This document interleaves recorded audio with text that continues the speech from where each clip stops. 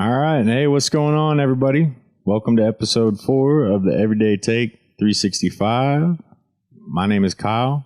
I'm Brad. And here we go, y'all. We got a wild show lined up. Y'all already know what happened on Wednesday night. The Texas Rangers won their very first World Series in franchise history. 51 years they've been in Texas. Did you watch any of the parade today? No, I was working mainly. When I got off, no, I didn't. Yeah, I was working too, but I was watching it. But yeah, dude, it was giving me the chills because, you know, I've been a Dallas Cowboy fan and a Texas Ranger fan my entire life, and we moved to Kerrville, Texas when I was 8 in 2002, and that's when I fell in love with the Spurs. So now I can say that all 3 of my sports teams have won a championship, so that's pretty cool. Anyways, it came down to really Nathan Eovaldi doing what Nathan Eovaldi has done all postseason. Yeah, I mean, both pitchers were dealing deep into Very the much. sixth, seventh inning, and then once you get the starter out, it's kind of up in the air, and the Rangers were able to keep their bats going once they got the Diamondback starter out, and it's kind of where you see it take off. I mean, they dropped 4 in the ninth out of their 5. They didn't get a run until the 7th, which means obviously both of them were just pitching the heck out of the ball. But when you go to put your closer in, I mean, it's often kind of what it seems like is they either kill it or it just goes terribly wrong. And for the Diamondbacks, it just went the opposite of the way they were hoping in the ninth. Yeah. Because, I mean, if you go in bottom 9 down 1, you're like, okay, we got a chance. One swing is all you need to just send it to extras, just get us to extras. And then you give up 4 in the ninth, and that's gotta hurt. Yeah, That's dude. tough. To play that well, 8 innings of great baseball to be ruined. Obviously, it's not the pitcher's fault. He's human. Things happen. I mean, they just had his number, but it just sucks. Yeah, I mean, kind of, I guess. No, it yeah, just depends on you understand. You understand. no, You understand. Of course, yeah. If I it was mean, your team, Gallen, how it would suck. Yeah, You give credit to the Rangers. They stepped up at the biggest point. I mean, it dropped was 4 on them, so that's huge to pretty much take the game out of reach. But until then, it was great game until that top of the ninth came up. Yeah, no, absolutely. I mean, it came down to, I mean, really just the Rangers doing what the Rangers have done all season. They pretty much have these. They pretty much have these explosive innings that can either separate or put them in games, just depending on the situation. Yeah, and they've had very few where they don't have 4 to 5 runs at least. Yeah, and it seemed like this might be one of those games, but I mean, even then, I mean, one seemed like it could be enough to get them the win, but I mean, obviously as a Rangers fan, when you see them finally get the breakthrough in the ninth, I'm sure it was a huge sigh of relief and. Because I mean that's a long time just to be like, come on, just give me one more at least, give me 2, just to fight off that fluke homer or something, that could happen. But to put up 4, I'm sure that was a huge sigh of relief to see that. For sure, man. So the Rangers, obviously, you've seen 11-0 on the road. That's a record in the postseason. That's insane all on its own. I dug a little deeper. They outscored their opponents on the road during the postseason 71-26. That's pretty incredible. At home, their record they lost. They had a losing record, which in the regular season it's the complete opposite. Yeah, it's so weird how baseball can work. Opposite. Yeah. Anyways, it's all over now. I'm kind of bummed out. I was watching the parade today, and I was like, so now what? Like, gives the next season's all over. I know it's all over. It's there's no more baseball, but there's no question that I think the Astros and the Rangers have a true rivalry now.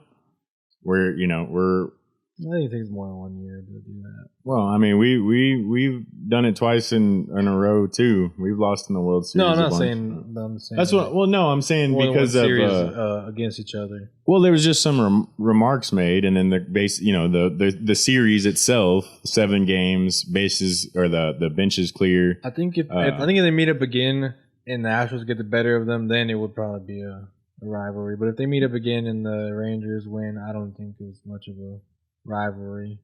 I don't know, man. I mean, Corey Seager threw a shot at Alex Bregman today at the parade because things on his mind like that. Well, Alex Bregman had said some stuff back when y'all took the division from us, so he just kind of mimicked what he said. We'll just have to wait and see what happens next season. I think it's almost without a doubt that both teams will be in contention for a playoff spot. Yeah. The Rangers are going to get stronger as they get Jacob deGrom back, and they're still. Yeah, I'm interested to see what happens with Scherzer if they bring him back or not. I am too. I mean, he wasn't much of a factor the whole postseason or regular season, anyways. I mean, he did play his part in the World Series. I don't know if you got to watch any of that, but I didn't watch him pitch in that game, but the one that. I'm just going off of what I saw against the one in Houston. That was but I mean, it was his first game back, so it's not like you're expecting him to be Max Scherzer himself. But I'm interested to see what they decide to do with him, getting DeGrom back and then having Montgomery and Neal. I mean, obviously, if you want if you get 4 starters, you're gonna get 4 starters. Exactly. But I'm interested to see what he decides and what they decide. From what we've heard up to this point, a lot of the Rangers want to run it back. So we'll just have to wait and see. And then we also got the idea of where Shohei ends up. If he ends up somewhere like the Dodgers, and if he goes, to the other. I mean, I've heard rumors that the Rangers are going to make a push at him, and I do not want them to. I don't like that's so much money that I don't. And they already got so much money, bro. Tied up. And we have so much money tied up, and we have so much youth, bro. Evan Langford, you have so much money you need to tie up soon.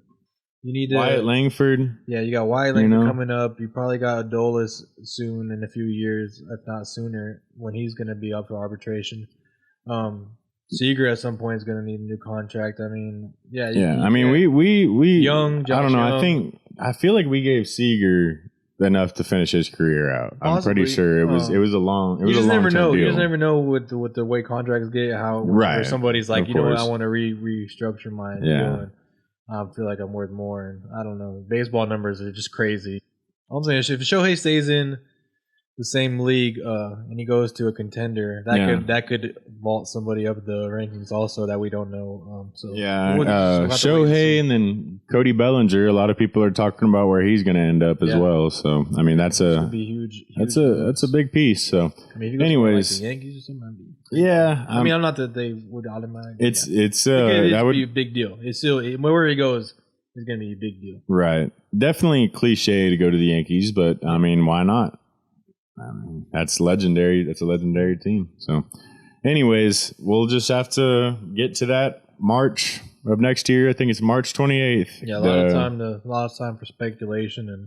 Yeah, and there's going to be a lot of moves. We already know. We just, there's going to be news. Dark horses, teams come out of the woodworks, making moves, trying to clear up cap space. And I mean, you don't think that the Arizona Diamondbacks don't think that they're a few missing pieces away? So. Arizona Diamondbacks got to be feeling great. They got to be feeling almost as good as the Rangers. Yeah, because both of those teams are 100-loss teams 2 years ago. That found themselves in the World Series. First time that I think has been done. And they're, probably a couple key pieces away from being able to run that back and making the push to finish that off. Because I mean, no one saw them. No one had them beating the Dodgers or the Phillies or the Rangers probably even. Yeah. Even after they almost snuck game 1, I don't think anyone was really like, and those Diamondbacks. They smoked us in game 2. It was 9-1. Yeah, it was, and that's when you kind of was like, okay, this could kind of, almost won game 1 and I was game thinking, 2. I was thinking 6-7. Yeah, I was thinking we were gonna have to win it in Texas. Yeah, and then they showed that on the road medal again, and they weren't really tested too much. No, it was almost the moment of Adolis Garcia and Max Scherzer going down within a matter of innings. Yeah, that could have easily back. broke that team, and then it did the opposite. They did not let that happen. So Corey kind of was talking about that with a few of the reporters, and they was talking about how after Adolis got hurt the next day, he called a meeting as a team leader, basically. I mean, he just won the ALCS MVP. He called a meeting and got all the hitters together, and he got emotional apparently, and I have to feel like whatever he said, it impacted those guys, and obviously because they went out there and put on a clinic.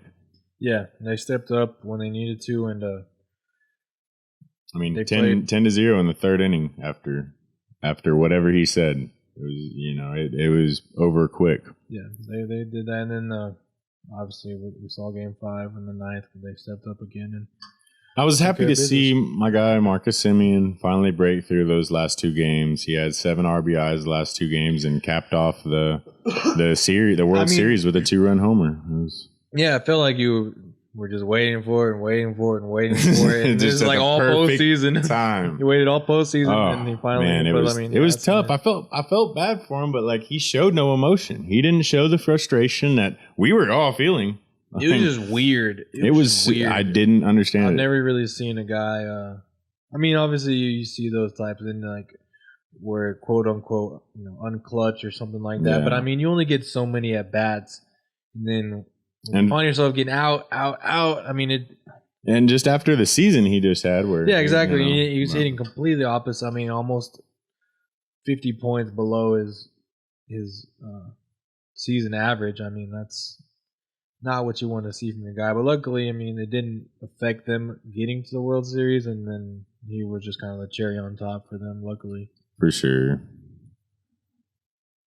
Well, I mean, I think we pretty much wrapped up the MLB season. MLB season. It's all over, guys. I mean, I'm sure we'll be back to talk about baseball soon, but we'll let the rumor mill get up a little. There's one more thing I want to talk about, and it's kind of a question. And it doesn't even necessarily have to do with the teams, but you noticed how this was the least viewed World Series. Is that due to the development of illegal streaming? Honestly, I just feel like people aren't watching baseball that much, which I understand if you're not big on regular season baseball. I wasn't. I wasn't big on, and I wasn't even big on postseason baseball largely, just because I found it very boring sport. Very low scoring, long games. See, like the way I look at it is from an outsider perspective. Like if I'm thinking about, the Cowboys haven't been to a Super Bowl in how long? So, man, how exciting would it be? If the Cowboys aren't going to make it, well, why not see like the Chargers or the Jaguars or somebody like that in the Super Bowl versus some teams that haven't been there in a while or never won. Yeah. Damn, the Texans. Like honestly, if the Texans were in it, I'd be like, this is pretty cool. I feel like the only reason football might be most watched or more watched than anything else is because it's just one game. It's one game to decide it all. Of course. Yeah. I feel like that's kind of like, okay, like we have to watch. You have to watch that. I'm just saying. But basketball is different. They're both 7-game series. I think people just like the action more. If you're just a sports fan and you're looking at it from the outside and like you say, you got no dog in the fight, then you just you don't want to tune in. And I am the type of person who doesn't mind a great defensive football game, low scoring. Like if it's great defense, I don't want to see terrible offense, but I like seeing great defense being played. Yeah. So I understand the thought of a great pitching matchup or a great pitching duel, you know what I'm saying? Like, oh, these guys are going crazy 0-0, going into the 8th or 9th. I get that. But I also get people wanting to just see the bats flying and home runs going and all that other stuff too. So I get both sides. And I would say for anybody hesitant, just watch the postseason, if anything. Watch postseason baseball, and that's definitely exciting. I know regular season, the pitches matter, but it's such a long season, so many games and so many pitches. Yeah, no, nobody's sitting here saying like, "Hey, watch 162." You got to be like, I don't even do that. Yeah, you have to be. I mean, you can't. Yeah, yeah. I mean, you also probably have to be rich because there's games at noon on Wednesday. Yeah, I would say watch the MLB postseason, watch the WBC, and see if that doesn't give you a little excitement towards the sport. That's the best, because that's probably the only stuff I could really watch right now. Hell, you know what? Go watch Game 1 of the World Series, where the ninth inning. Yeah, just watching the ninth inning. Yeah, I don't think anybody hates watching a great game. Yeah, I mean that was the most incredible. I think I almost passed out. I swear to God, because I was yelling so loud when Corey Seager tied the game in Game 1. The ninth. I mean, everybody loves a 3-run Altuve bomb in the ninth. Who doesn't love that?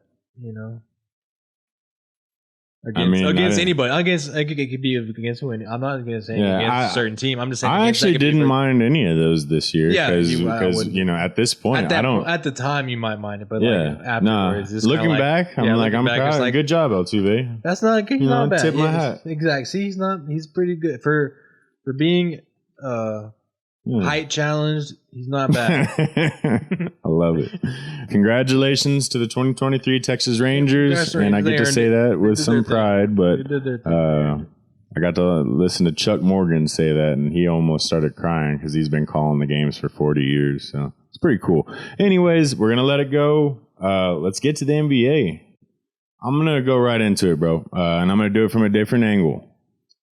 How do you think the Suns are feeling after losing 2 games in a row to the Spurs? You probably don't try to read too much into it because it's so early in the season. The first one sucks because you had low 20-point lead. You don't have Devin Booker. Okay, second one, you come in, you do have Devin Booker, and you don't have a 20-point lead. It's the opposite. You have a 20-point deficit. Yeah, they almost make the comeback. They do come back, take the lead, and then best player in Texas, number 1 player. You probably don't try to read too much into it because it's so early in the season. The first one sucks because you had low 20-point lead. You don't have Devin Booker. Okay, second one, you come in, you do have Devin Booker, and you don't have a 20-point lead. It's the opposite. You have a 20-point deficit. Yeah, they almost make the comeback. They do come back, take the lead, and then best player in Texas, number 1 player, maybe in the league. I'm just kidding. But the best player in Texas, easily, Josh. Victor Wembanyama just said, "Okay, give me the ball, let me do my thing," and he finally was able to unleash himself and get up over 10 shots, man. And he put up 38, just like he could. And it's just it was so refreshing after the MLB season's over. Like I'm not getting back to MLB talk, trust me. But the MLB season's over, and I'm like, the first day, I'm like, what do I do now? I'm like, obviously the Spurs are on. We're playing the Suns. Devin Booker's back. Man, I'm like not feeling real good about this game, right? We barely, and somehow we came back. The first game, this was a complete. They went up 13-0. From the start, the Spurs did, and they never looked back. From the Suns, you almost expected it to go the opposite way, and maybe the Spurs make the late push, but no, it was complete domination for the Spurs from the pretty much the opening tip of this game. I'm not getting excited yet. I am excited about Victor. I'm not getting excited because the Spurs actually started 5-1 last year, and we know where they ended up with the top pick. So I don't know. Maybe that is something to get excited about. Maybe they have the potential, but we did find out that Devin Vassell is going to miss some time. Mm-hmm. He injured his groin, so we'll just we'll figure that out. We'll figure that out as time comes, or we'll figure that out. But I would like to talk about what just started tonight. That's pretty cool. This is something that's all new to us. The in-season tournament kicking off tonight. We got the Knicks and the Bucks taking off. Second quarter.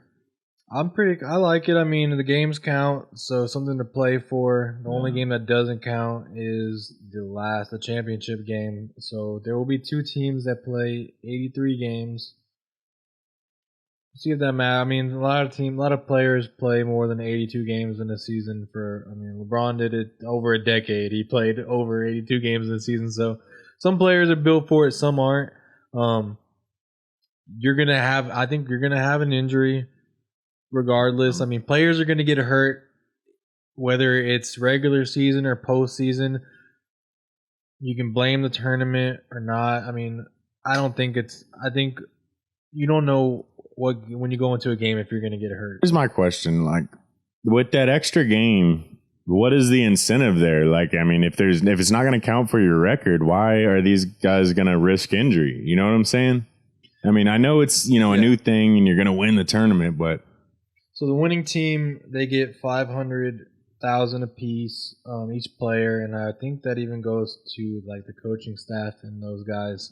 Okay. The losing team will get $200,000 apiece, and then third and fourth will get $100,000 and $50,000. Okay. So which for those guys, I mean, $50K is probably not a huge chunk of change. I mean, obviously, the end of the bench guys, maybe 2-way contract guys, winning this tournament could be huge for you. You know, it could be more than what you make in a year. So that could be a big financial gain for for some guys.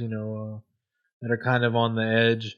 But when you start talking about guys making tens of millions a year, I don't know if $500,000 really moves the needle for those guys. So we could see even like where you rest your star guys for the championship and let the young guys that really, I mean, they're playing for something, right? They're playing for that $500,000. So you want to win, like let me rest my star guy and put that young guy in that really wants this because he needs this. You know what I'm saying? This could be life changing for him, especially if he doesn't find himself in the NBA in the next couple of years. He could use this money. So even with contracts, guarantees and all that going up, I still think $500,000 for some players could be worth playing for. But obviously, I don't know if that could turn into just your star guys not playing that last game to not risk anything freak from happening. I mean, if I'm a coach, I don't hate that idea. We're in the tournament. We're already at least getting $200,000. Let me throw my 5 through 10 in. Yeah, that's true. Give them some I mean, and I guess, but I feel like the NBA would hate that for their championship game. I feel like the NBA would not like that. Not throwing or taking out a starter. Oh, playing your star guy for that's some Greg Popovich stuff for the inaugural championship. Yeah, no, that's how David Stern and Greg Popovich got. Could you imagine Victor Wembanyama going absolutely crazy, averaging 40 a game and taking the Spurs to the championship, and then Pop doesn't play him because he doesn't want him to get hurt because.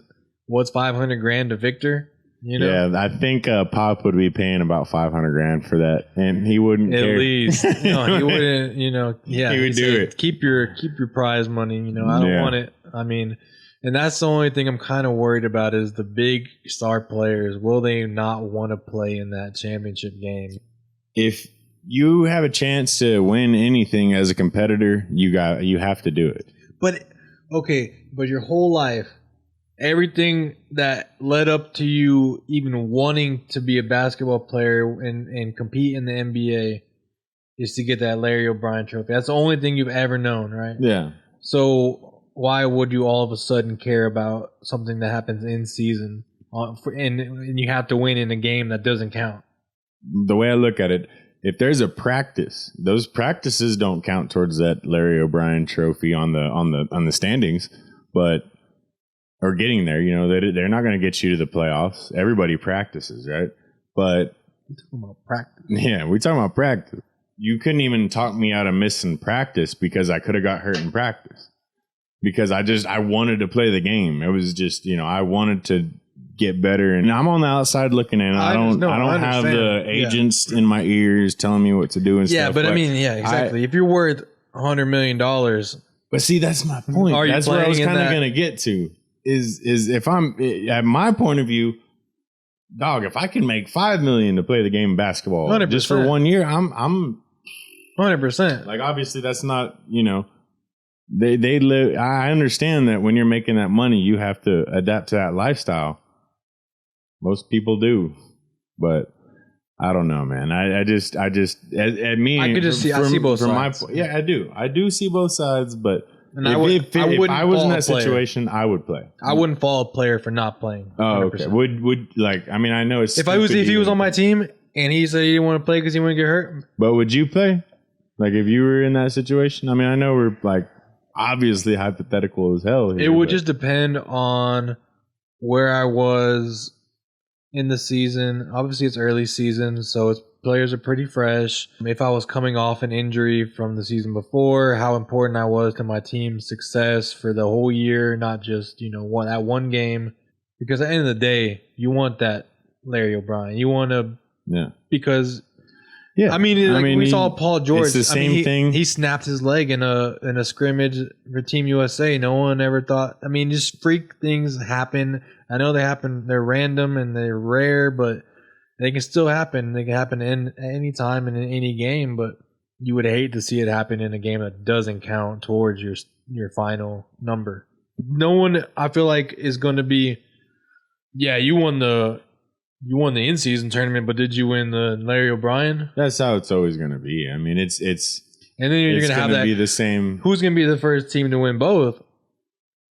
Right, it'll be the same. Oh, whoa. Then it might turn into like a good. Then that might turn into like, okay, if you can win both, then you're the true king. You're a good team. Yeah. And if they can turn it into that, then I think you could get your top guys saying, "Oh, I got to win." So now for my legacy, I got to win both. Yeah, I see it already. I mean, the NBA is accomplishing what they wanted to accomplish with this. They're bringing in more attention to the NBA because for the same reason that we're talking about with the MLB, viewership is technically going down year by year. These original pool games are actually in-season games, and it's East and West, and there's 15 teams, obviously, on each side of the bracket, and then we have 5 teams in each pool. How were those teams kind of decided? It was like based on record, right? Something like that. I don't know the exact specifics of it. I couldn't tell you the exact specifics, but I know that they put them in the 15 teams from each conference into 5 pots separated by their records from last year. Right. And then they kind of drew from that because they were potted from their seeds. So 1 to 3. It was based on the records from last year. 7 to 9. What seed you finished. Yeah. And what ranking you finished. So it was 1 to 3, 4 to 6, 7 to 9, 10 to 12, 13 to 15. Oh, throughout the entire conference. Yeah, exactly. It's all 15 teams. Well, I mean, I'm interested to see how this plays out. Game 1 is underway as we speak.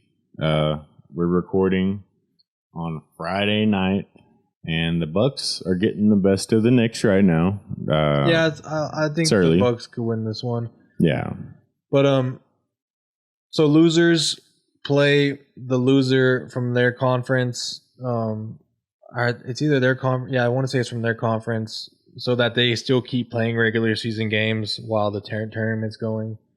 So that's how that kind of works. If anyone's wondering, how do you keep, if your team goes out in the first round, how do you keep, how are you going to still play 82 games? So, they'll still have games. They'll still play. The games will still count. They just won't be part of the tournament. And, I mean, that's pretty much the basics of it. I don't think there's really too much to cover until we see more games get going and we can kind of talk more about the results. Understand a little bit more about the format and which games really matter the most and when teams can start getting knocked out.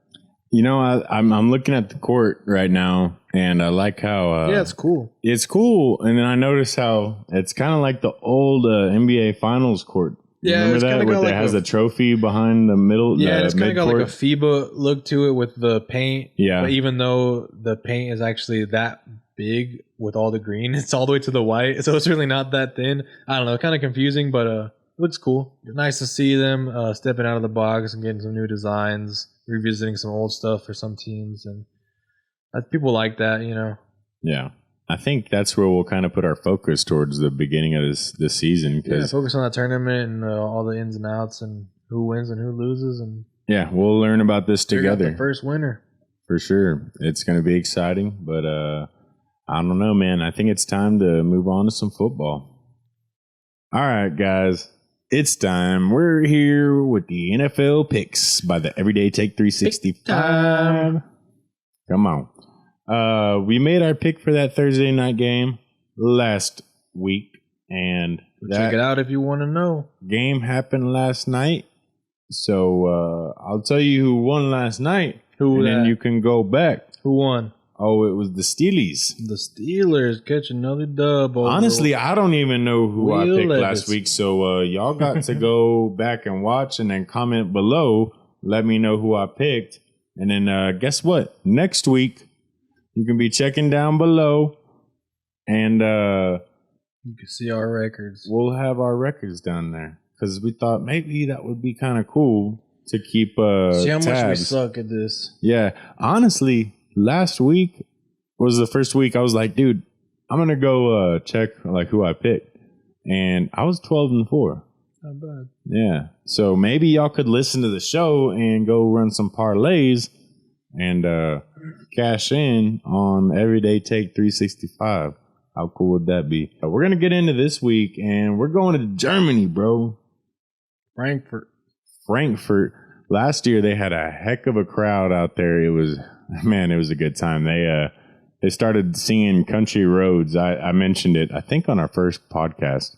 But, you know, the audio announcer or whatever started playing Country Roads over the PA, and the entire crowd in unison was singing even after the music went off, and it was like pretty unbelievable. It was like a concert, and their vibe was really great, and I think it's going to be amazing because of the game they're going to get to witness this Sunday morning.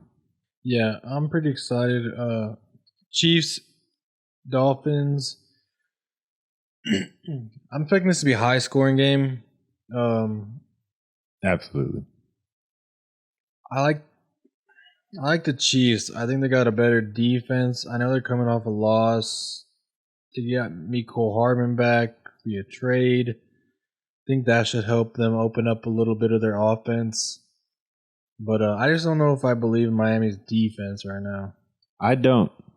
I do not believe in Miami's defense, and their record is very suspect. Yeah, because of their opponents. Their strength of schedule has been pretty minimal, man. Most of their wins have come against, or all of their wins have come against losing teams. Most of which with like 1 or 2 wins this season. So it's not very strong. That 70-20 victory that came against the Broncos. Well, the Broncos just beat the Chiefs, man. Mm-hmm. And I'm going to have to go with the Dolphins in this one. And I was hesitant in this at first. I was originally going to pick the Chiefs. But I'm going to have to pick the Dolphins in this one just because of this logic that I have that really nobody should be living by, but I do it every week and it fails me. But I'm going to pick the Dolphins because I think that they have Tyreek Hill. They have Jalen Waddle,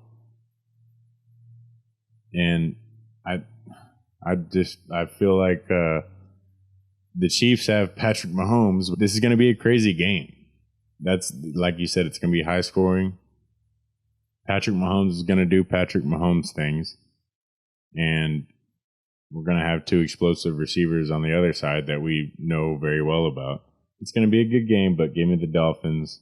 They're playing in a environment that, you know, they're the away team, but nobody's really the away team or home team in this situation. I think the Chiefs will be favored because of their recent success, but I guess let's move on to that 12 o'clock hour. Where do you want to go first? Let's go to Atlanta. Minnesota at Atlanta. No Kirk Cousins. Josh Dobbs getting his first start there from Arizona via trade. I'll go ahead and take Atlanta. I'm not expecting much from them offensively or defensively without Kirk and Justin Jefferson. From the Vikings. Yeah, I know they just got Dobbs and Akers, but it could take a few weeks for him to learn the offense and get in the swing of things. So yeah, I'll take the Falcons at home. Yeah, I don't disagree with you there. I like Josh Dobbs. I think he can throw some bullets, and I don't even think they don't have Justin Jefferson yet. So, give me the Falcons here. Josh Dobbs with a brand new team. It's going to be, the team he was with before is, we're not going to talk about their record because we're going to have to here in a little bit. But why don't we just get that over with? Speaking of the team he was with before, Cardinals at Browns. New quarterback for them too. Give me the Browns. They're clearly better than the Cardinals. Seems pretty easy to me, unless the backup QB is just the third string. Yeah, unless the third string QB is just some, Tom Brady like guy. He goes all Tyson Bagnet on him. Yeah, and then I think the Browns got this one at home. Yeah, I don't disagree with that. I'm going to go with the Browns. How could you not? We're just going to not talk about that game anymore because I don't want to talk about the Cardinals. I have another game. I'm going to pick one here. I'm going to go with the Texans at home hosting the Buccaneers. Both 3-4. The Buccaneers have been on a landslide here, man. They started off 3-0.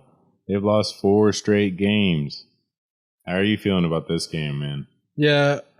They're two similar teams, I think, as far as talent-wise and obviously record-wise. But I think Houston has a little bit of the edge at home. I think they got a better option at QB. I don't know if they have better weapons, but I think they got a little more heart than Tampa Bay right now. Yeah, let's go with Houston at home over Tampa Bay. For sure. Let's go. Do you want to do the Rams and the Packers? Rams Packers at Lambeau. Rams coming off a big loss. Beautiful loss. I think that fuels them a little bit here. I think they find a way to get past Green Bay. Do we know if Matthew Stafford's playing yet? We got any news there? Even if he's not, I still don't. Oh, really? Think that they. I still think they can get it done versus Green Bay. Green Bay doesn't look very good this year on either side of the ball. For sure. I don't think Jordan Love is the answer there. Yeah, I can't. Yeah, no, I'm with you. Oh man, this is a tough one. I was a little more confident the other night when we were playing the Rams. I was thinking Packers for sure, but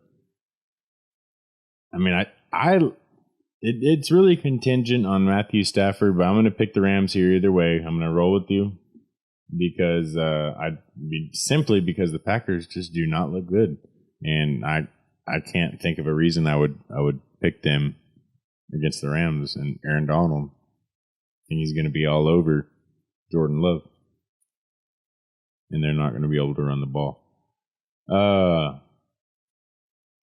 Do you have a preference? We're going to take it to Foxborough. All right. Washington at New England. Trading away their top 2 edge rushers in Chase Young and Montez Sweat. So we're interested to see what kind of defense they have.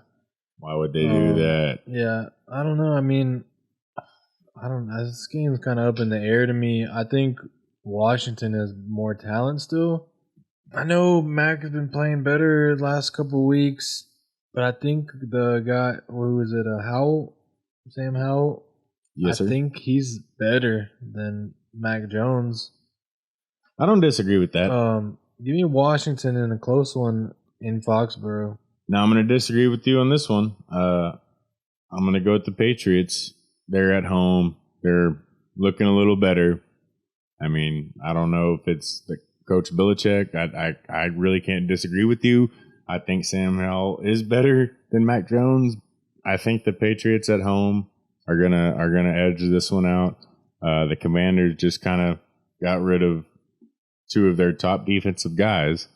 I don't know why they had to do it in conference. They couldn't send Chase Young to the AFC, but anyways, couldn't get him to like the Chiefs or something. Anybody else but them or the Eagles. Yeah, I think we saved the spiciest 12 o'clock game for last, huh?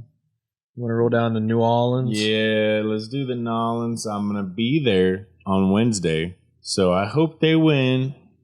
I feel like the vibes will be better. I mean, a little cheery, a little happier mood. Yeah, I think they got a good shot. I think things have been a little spicy down there in New Orleans for a little while, so I can say that I'm going to have to take the Saints in this one. I hope Justin Fields is back in this one, just so we can see a more competitive game. I think we saw all that we're going to really see in the positive manner from Tyson Bagnet this year. His second outing was not as pretty as that first one. I think it just kind of took people by surprise. But, give me the Saints in the Dome, man. Yeah, I agree. I'm going to take the Saints at home, too. I think that's the easy pick, and that's what I'm going to do. And I'm going to keep going.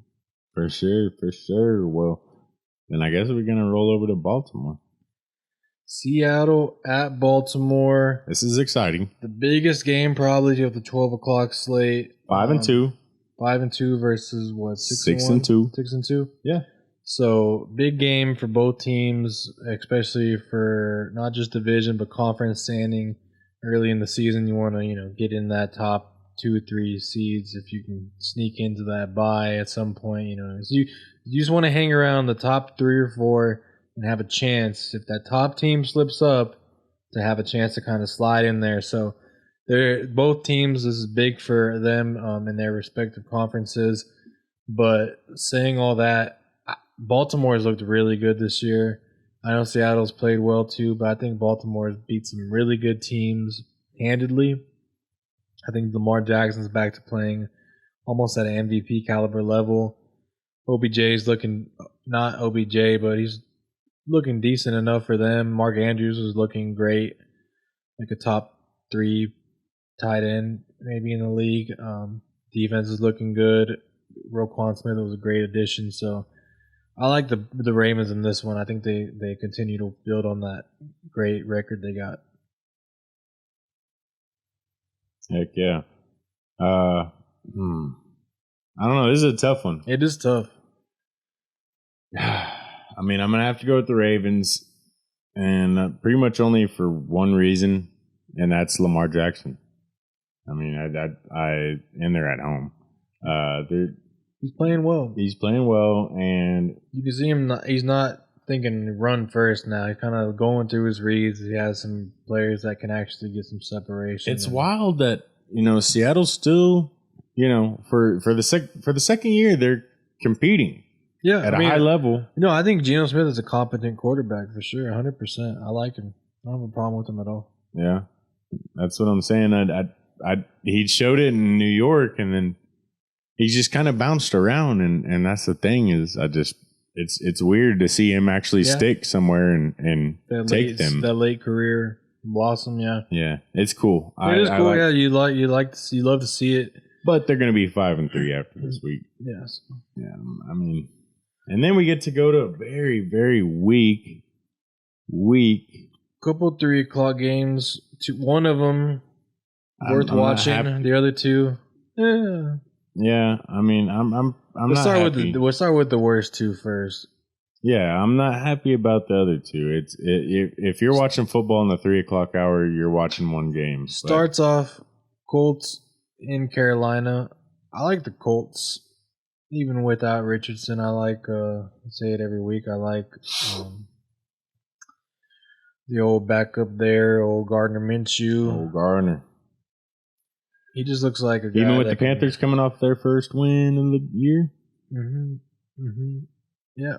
Even with, give me the Colts. Me too. I got to rock with old Uncle Rico in this one.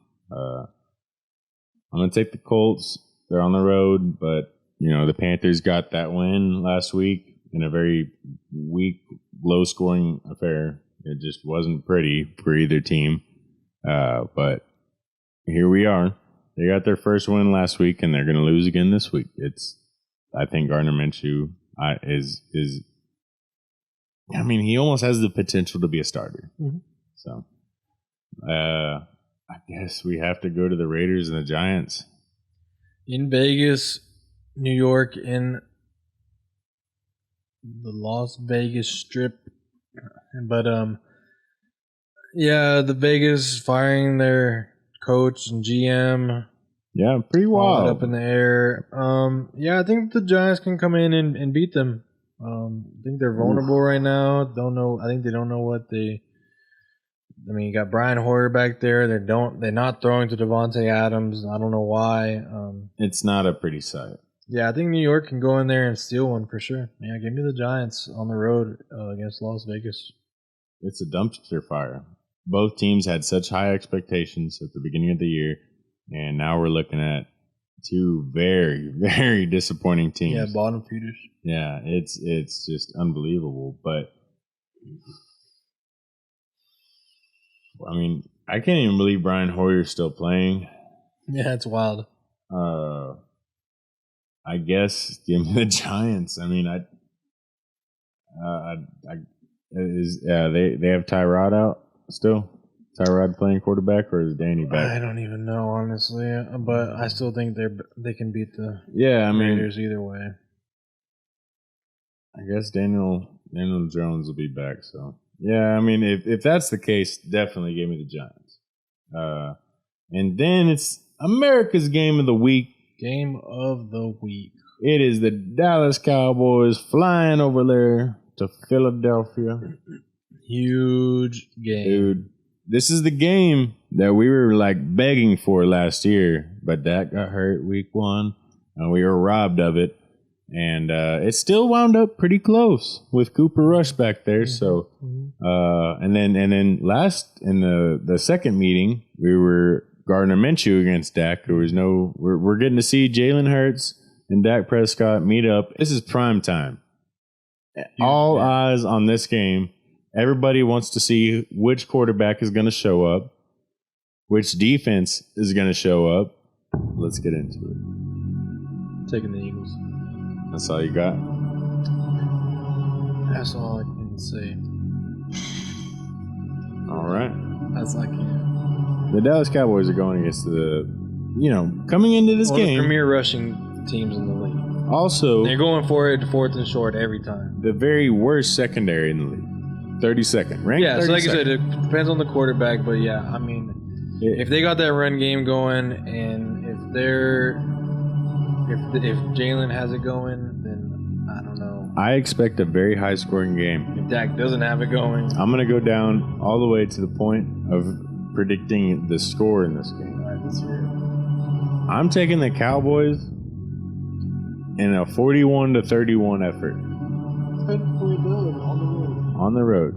41. Wow. 41. It's going to be a very high-scoring game. I see all the signs of a high-scoring game. If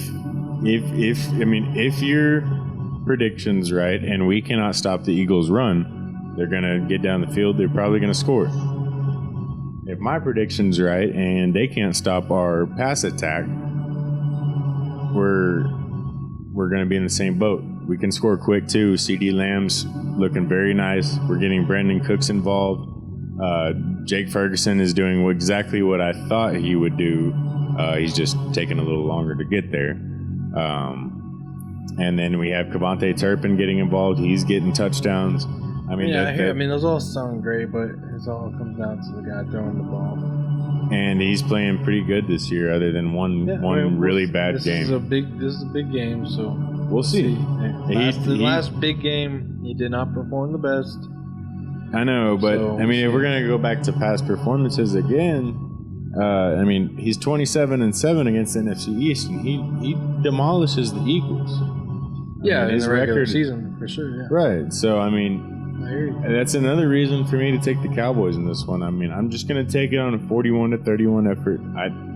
I feel like it's gonna be a high scoring affair, and give me the Cowboys by 10. All right, well, And I'd call it. I mean, no, I mean, you can call it bias, but I'm trying to look at the facts here, and if I get this wrong, I mean, I might as well never call another Cowboy game as long as I live. all right. Well, we got another pretty good matchup for Sunday night. Not quite as spicy, but still enough to maybe keep you tuned in after the game from earlier. If it went your way, hopefully it goes the way you want it to go. But Buffalo traveling to Cincinnati, I think this has potential to be a great Sunday night game, especially coming after that Dallas at Philadelphia. If it's as exciting as you make it sound like it could be, I think we can have two great games to end the night. But Cincinnati just starting to catch their stride. Buffalo kind of teeter-tottering back and forth between contenders and pretenders. Cincinnati's kind of on their third year of that slow, 0-3, we'll figure it out. It's kind of start, and it works for them, so I guess great. I think they're playing better than Buffalo right now, so I will take the Bengals at home Sunday night. This has the potential of a shootout, just like what I was just talking about. You're taking the Bengals at home. I think if there's a time for the Bills and Josh Allen to prove everybody wrong, it's almost like their situation on their side with the Cowboys, what we're dealing with. It's this week. They're coming in with a chip on their shoulder. They're coming in. We have to take a second to talk about the last time that these two teams met in Cincinnati last season. It pretty much put the entire sports world on pause for about 3 days until we found out that Damar Hamlin was going to be okay. They did not even get to finish that game. No. And we were it had huge playoff implications. And no, it definitely affected a lot of seeding in that conference. So here we are. I feel like this is going to be a very, very emotional game. Give me Buffalo on the road. I think we're going to have some tributes made. Tune into this game, guys. It's going to be something special, I think, just because, what we saw from the training staffs that night to save the life of a man on live television. All right, moving to Monday night. Los Angeles Chargers at New York Jets. Boom, boom, boom. Give me the Chargers on the road. Huge game. I'm just kidding. Give me the Chargers on the road. It really is, though. I think big I'm with you. Jets. Well, it's really big for both. The Chargers got to win. They have to win. Jets as far as Aaron Rodgers coming back. Dude, I'm not hearing that. He's not coming back. There's no way. If they're in contention for the playoffs. That thing went pop. If they're in contention for the playoffs, he's playing. Oh, my Lord. No way. But if he does, everybody's going to be going down to Peru to get ayahuasca treatments. I mean, it's a must-win for both teams. I don't really see how Aaron Rodgers has any possibility in coming back this year. But if that's the case, I mean, maybe that's just what's fueling the Jets. Give me the Chargers on the road. It's not going to happen for the Jets. Well, I guess we'll check out the last game on the schedule. The next Thursday night's game. Week 10. Carolina at Chicago. Somebody drown me, please. Does somebody, I think the NFL hates Amazon Prime. I figured it out. I mean, I might just flip a coin and the NFL pick the winner that way, but they hate Amazon Prime. I mean, I don't like it much either. That's fine. I don't hate Amazon Prime. I love Amazon Prime. I don't buy Amazon Prime today. Nah, we're sponsored by Amazon Prime now. Carolina at Chicago. Depends if Fields plays. If Fields plays, give me Chicago. If he doesn't, Carolina. Fields will be back by then, because if he doesn't play this week, and the Panthers, they're going to be coming off a loss. Anyways, give me the Bears in that one. I mean, I'm just getting sick of these Thursday night games. Mm-hmm. They're not enticing me to watch Amazon Prime. I feel like I really do. I think the NFL. I think Roger Goodell has something against Amazon Prime. That's fine. Him and Jeff Bezos don't get along. They're gonna box just like Elon Musk and Mark Zuckerberg. That works. Anyways, that does it for our picks. We'll be back next week to top off with Sunday. Yes, sir. We'll be. You know what? Guess what's happening next Sunday? What's that? We'll be back in Germany. Back in Germany. Yeah, for a Monday or a Sunday morning game. And you're going to have to wait and see who's playing that week. Well, can't wait to find out. You'll have to be watching episode 5 of the Everyday Take 365 to find out. Well, I'm subscribed and got the notice on, so I'll be ready. For sure. Yeah, it's pretty easy. All you got to do is hit that little bell down there, right? I mean, you got to kind of walk me through it, because I don't know if I did it right. I think I just hit that little thing that went like this. Does that mean I'm subscribed? That's the like. Yeah. Okay. Like, and then you subscribe. Okay. Cool. And you share, and then you care. Yeah. And then we get to do more of this because it's only going to get better. Like I say every time. This is the Everyday Take 365. My name is Kyle. I'm Brad.